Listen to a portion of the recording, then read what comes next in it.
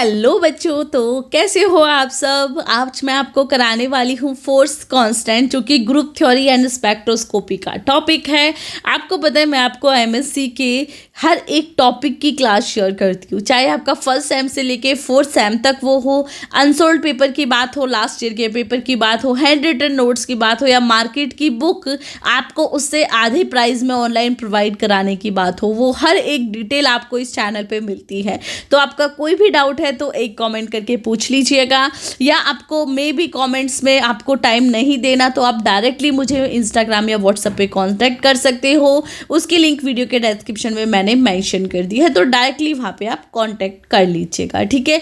अभी हम टॉपिक देखते हैं फोर्स कांस्टेंट क्या होता है। देखो, पहले हम थोड़े से नॉर्मली समझेंगे। ये एक मॉलिक्यूल है, ठीक है, ये स्प्रिंग से कनेक्टेड है, ये इसकी इक्विलिब्रियम पोजीशन है, ठीक है। अब इसी मॉलिक्यूल में जब हमने फोर्स लगा के इस स्प्रिंग को खींचा तो ये थोड़ी सी दूर आ जाएगी, है ना। इसे हम dx मान लेते हैं। ये हमने हार्मोनिक ऑसिलेटर में पढ़ा था, बट फोर्स कांस्टेंट पढ़ाने से पहले आपको इसका रिवीजन कराना ज़रूरी है, ठीक है। तो जैसे ही इसे हमने खींचा तो हमने क्या करा, फोर्स लगाया, ठीक है। फोर्स लगाया तो इसने कुछ दूरी तय की, अपनी इक्विलिब्रियम पोजीशन से ये दूर आ गया। हालांकि कुछ टाइम बाद, कुछ सेकंड बाद ये वापस अपनी पोजीशन पे तो चला जाएगा, वहाँ से कोई डाउट नहीं है कि it will get it's normal position. But उसे दूर करने के लिए हमने जो फोर्स लगाया और इसने जो दूरी तय की, दैट इज़ dx हम इसे बोलेंगे।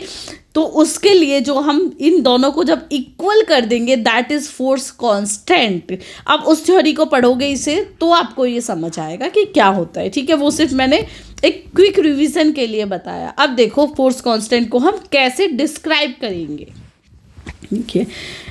इन a harmonic oscillator the restoring force पर unit displacement is known as a force constant. जो चीज़ मैंने आपको अभी बताई थी सिंपल से वर्ड में वही है कि जो ये डिस्प्लेसमेंट हुआ था रिंग का, यहाँ से यहाँ तक का, ठीक है, जो डिस्प्लेसमेंट हुआ था फोर्स लगाने के बाद, इसी को हम फोर्स कांस्टेंट बोलते हैं, ठीक है। यानी कि जो रिस्टोरिंग फोर्स, यहाँ पे देखो हमने पहले खींचने के लिए फोर्स लगाया, ठीक है। अब इसने वापस अपनी पोजीशन पे आने के लिए भी तो फोर्स लगाया होगा, दूरी तय की, उस दूरी से वापस अपने पॉइंट पे जाने के लिए जो फोर्स उसने लगाया है, दैट इज रिस्टोरिंग फोर्स। उसे हम फोर्स कांस्टेंट बोलते हैं, ठीक है। डिस्प्लेसमेंट के थ्रू जो रिस्टोरिंग फोर्स था उसी को हम फोर्स कांस्टेंट बोलेंगे। अब यहाँ पे बच्चों कुछ को कन्फ्यूज़न है, फोर्स कांस्टेंट को आप के या एफ किसी से भी लिख सकते हो, ठीक है। बहुत सारी बुक्स में ये के से डिनोट किया हुआ है, बहुत में एफ से किया हुआ है, तो आप अपनी समझ के लिए एफ भी लिख सकते हो कि फोर्स कांस्टेंट को हम एफ से डिनोट करते हैं, या आप के भी लिख देना, ठीक है। के भी फोर्स कांस्टेंट है आपका। अब according to a law we will get force constant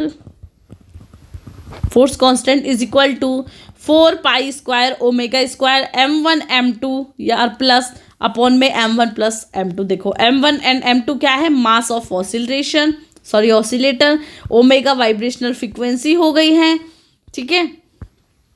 या अब देखो force constant for diatomic molecule can be obtained by using equation 1 provide the vibrational frequency omega is known। इसके थ्रू हम किसी भी मॉलिक्यूल का जो फोर्स कांस्टेंट है वो निकाल सकते हैं इस इक्वेशन के थ्रू, ठीक है।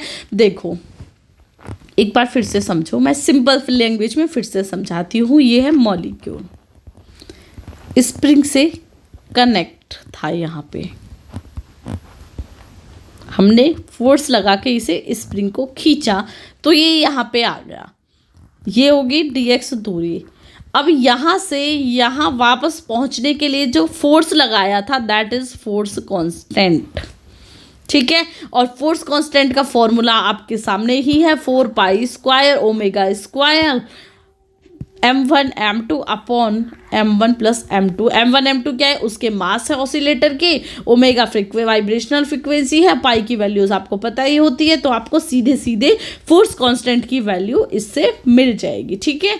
Force constant for polyatomic molecule can not be determined directly, ठीक है। बट हम सिंपल तो निकालेंगे simple force constant simple molecule के लिए, बट अगर हम पॉली एटॉमिक मॉलिक्यूल के लिए बात करेंगे तो उसके लिए बहुत सिंपली हम फोर्स कांस्टेंट नहीं निकाल सकते, ये यहाँ पे ये बोल रहा है, ठीक है। अब देखो नेक्स्ट पॉइंट, नेक्स्ट लाइन हम इसमें बोल सकते हैं, ठीक है। क्लास कैसी लग रही है प्लीज़ कमेंट के अंदर ज़रूर करना। आप लोग मेरी क्लास तो देखते हो 4 से 5 साल से, बट फीडबैक नहीं देते हो बच्चे। फीडबैक बहुत ज़्यादा ज़रूरी है, आपका एक लाइक और एक कमेंट मेरे लिए बहुत वैल्यू करता है, ठीक है। या देन देखते हैं, a method has been suggested by assuming that each valency bond has a certain definite value of the force constant, ठीक है। एक जो मेथड है वो ये भी कहता है कि जो बॉन्ड होते हैं किसी मॉलिक्यूल के बीच, ठीक है, यानी कि CO हम मान ले कार्बन मोनोऑक्साइड, इसके बीच जो बॉन्ड है वो भी आपकी एक मेन वैल्यू, यानी कि एक बॉन्ड की अलग वैल्यू होगी और डबल बॉन्ड है तो अलग वैल्यू होगी, सॉरी नॉट एक सिंगल बॉन्ड, ठीक है। तो कुछ लॉज के थ्रू हम ये भी बोल सकते हैं कि जो बॉन्ड्स होते हैं उनकी जो वैल्यू है फोर्स कांस्टेंट की वो अलग अलग होती है, सिंगल बॉन्ड के लिए अलग होगी एंड डबल बॉन्ड के लिए अलग होगी। ऐसा नहीं सबकी जो फोर्स कांस्टेंट की वैल्यू है सेम होगी, अलग अलग होती है। कैसे कैसे देखो, पहले उससे पहले वैल्यूज़ बाद में करेंगे, पहले देख लेते हैं कि फोर्स कांस्टेंट को हम किससे डिनोट करते हैं, सॉरी वैल्यूज़ को किस में एक्सप्रेस करते हो, सॉरी, ठीक है। तो फोर्स कांस्टेंट को हम किस में एक्सप्रेस करते हैं पहले वो समझ लेते हैं। Force constant is usually expressed in dance centimetre -1 या m डाइन एंगस्ट्रॉन्ग, और SI यूनिट में हम बात करें तो Nm -1, ठीक है। तो हम किस किस में एक्सप्रेस करते हैं ये यहाँ पे है। अब force constant for some bonds देख लेते हैं। अभी मैंने बताया ना कि कुछ लॉस के अकॉर्डिंग हम देख सकते हैं कि जो फोर्स कांस्टेंट की वैल्यू है, ये इस पेज में सिर्फ यही तो लिखा हुआ है। आप बोलते हो ना मैम बार बार समझाया करो, आप एक लाइन को एक बार में नहीं 2 से 3 बार में समझाओ, हमें प्रॉब्लम नहीं है, ऐसा आप सब बच्चे बोलते हो। तो मुझे भी कोई डाउट नहीं है बच्चों, आपको टॉपिक समझ आना चाहिए, मेरी कोई प्रॉब्लम नहीं है, ठीक है। या तो इसमें यही लिखा हुआ है कि कुछ लॉस हैं जो हमें बताते हैं कि फोर्स कांस्टेंट की वैल्यू सिंगल बॉन्डेड मॉलिक्यूल के लिए अलग होगी और डबल बॉन्डेड मॉलिक्यूल के लिए अलग होगी, ठीक है। इसे हम एक्सप्रेस किस किस में कर सकते हैं, डाइन्स में कर देंगे, m डाइन्स MS एंगस्ट्रॉन्ग में, और Nm -1 में कर देंगे। बट अभी हम आ जाते हैं कि कुछ बॉन्ड्स की जो फोर्स कांस्टेंट की वैल्यू है वो कितनी होती है, ठीक है। देखो अगर हमने पहले एक टेबल बना ली, इसमें मैं एक लाइन फिर से खींच देती हूँ, या कट कर दें, गलत लाइन खींच गई, 1 मिनट कलर चेंज करके बता रही हूँ, ठीक है। जब तक कोई डाउट है, कोई पॉइंट समझ नहीं आ रहा तो यहाँ पे पूछ लेना। या अब देखो बॉन्ड, और ये है फोर्स कांस्टेंट, फिर बॉन्ड फोर्स कांस्टेंट। अगर हम C सिंगल बॉन्ड O देखते हैं तो इसमें फोर्स कांस्टेंट की वैल्यू 4.9 मल्टीप्लाई 10⁵ है, ठीक है। ये 10⁵ हमने पीछे ऊपर ही लिख दिया सो दैट कि आपको हर एक लाइन में वो ना लिखना पड़े, ठीक है। तो 4.9। अब C डबल बॉन्ड O की देखेंगे तो 12.3 है, C ट्रिपल बॉन्ड O की वैल्यू देखेंगे तो 18.6 है। ये तीनों एक मॉलिक्यूल हो गए, ठीक है। ये है हमारा दूसरा molecule. Carbon single bonded carbon देखेंगे तो उसकी वैल्यू 4.6 आएगी।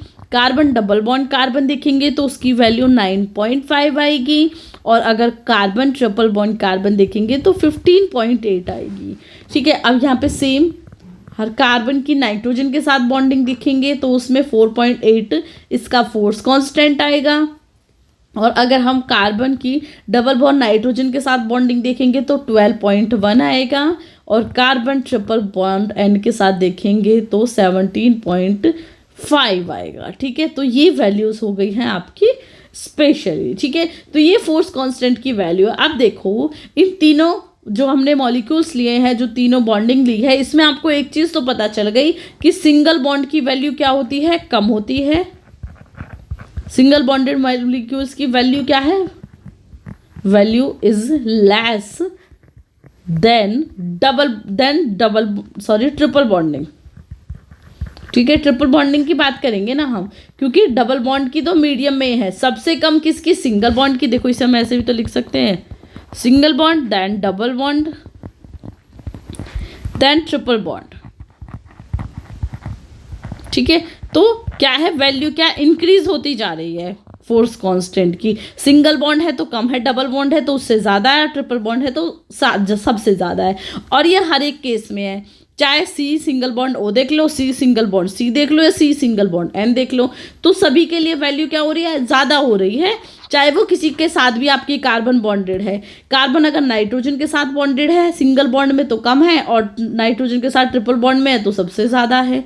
सेम सिंगल बॉन्ड में 4.6 सबसे कम है, और कार्बन और ट्रिपल बॉन्ड में सबसे ज़्यादा। तो कार्बन किसी के भी साथ बॉन्ड बनाए उससे मैटर नहीं करता, सिंगल बॉन्डिंग में सबसे कम वैल्यू और डबल बॉन्ड में सबसे ज़्यादा आपकी फोर्स कांस्टेंट की वैल्यू है। ठीक है, ये पॉइंट क्लियर हुआ। अब देखो थोड़ा थ्योरेटिकली से लिख लेते हैं ना, बोलने के लिए तो मैंने आपको समझा दिया। It is interesting that the force constant increase approximately in proportional to multiple bonds. ठीक है, अब ये भी आपको मतलब ये जो मैंने अभी आपको सिंपल लैंग्वेज में बोल के बताया था बच्चों, वही यहाँ पे लिखा हुआ है कि ये जानना भी हमारे लिए इंटरेस्टिंग है कि जो फोर्स कांस्टेंट की वैल्यू है वो मल्टीपल बॉन्ड्स के लिए अपने आप ऑटोमेटिकली बढ़ती ही जा रही है या इंक्रीज होती जा रही है। फॉर एग्जाम्पल देखो, force constant of carbon dioxide, carbon dioxide में हमारा डबल बॉन्ड है तो इसकी फोर्स कांस्टेंट की वैल्यू है 15.7 10⁻⁵ सेंटीमीटर डाई सेंटीमीटर की -1। और अगर वही हम कार्बन मोनोऑक्साइड की फोर्स कांस्टेंट की वैल्यू देखेंगे तो ये कितनी है, 18.6 × 10⁵। यहाँ पे भी हम डाई सेंटीमीटर की -1 वैल्यू लिख देंगे। ठीक है, तो दोनों के ऑप्शन भी मैंने दे दिए, एग्जाम्पल भी दे दिए, इसे अच्छे से मेंशन करना। जब भी तैयारी करो पेपर में लिखो तो ये अच्छे से याद रखना कि कार्बन डाइऑक्साइड का एग्जाम्पल दे देना और कार्बन मोनोऑक्साइड का दे देना, और आपको ज़्यादा प्रॉब्लम भी नहीं आएगी याद करने में, क्योंकि उसकी 15.7 है और इसकी 18.6 है फोर्स कांस्टेंट की वैल्यू। तो यहाँ पे हम नोट करके लिख देंगे कि भाई force constant increase as bond energy increase and bond length decrease, है ना। आपको पता है सिंगल बॉन्ड की वैल्यू जो लेंथ है वो ज़्यादा होती है और मल्टीपल बॉन्ड्स की कम होती है, तो वो उसके लिए ज़्यादा होगा और इसके लिए कम होगा। बहुत ज़्यादा मैं सेम चीज़ को बार बार नहीं बोल रही हूँ, एक लाइन में सिंपल फिर से बोल देती हूँ क्लास को एंड करने के बाद से पहले, सॉरी नॉट अ बाद, कि जो फोर्स कांस्टेंट की वैल्यू है वो सिंगल बॉन्ड के लिए कम रहती है और मल्टीपल बॉन्ड्स के लिए ज़्यादा रहती है। और चाहे किसी से भी बॉन्डेड हो, चाहे आपका कार्बन ऑक्सीजन से बॉन्डेड हो, चाहे नाइट्रोजन से, चाहे आपका या कार्बन से खुद से वैल्यू अटैच हो, बट जो वैल्यू है वो सिंगल बॉन्ड और मल्टीपल बॉन्ड्स के अकॉर्डिंग डायरेक्टली चलती रहती है और हमेशा बढ़ती ही है। बॉन्डिंग बढ़ेगी तो फोर्स कांस्टेंट की वैल्यू भी बढ़ेगी। क्यों? क्योंकि उससे जो बॉन्ड लेंथ है वो तो कम हो जाती है और जो आपकी एनर्जी है वो इंक्रीज हो जाती है। ठीक है, तो चलिए अब मैं क्लास को एंड करती हूँ, सिर्फ इतना बोलूँगी। थैंक यू सो मच मेरी क्लासेस को देखने के लिए। अब तक यहाँ तक पहुँचाया है तो आगे भी पहुँचा दीजिएगा, एक लाइक, एक शेयर और एक कमेंट करके। So bye bye and thank you so much for watching.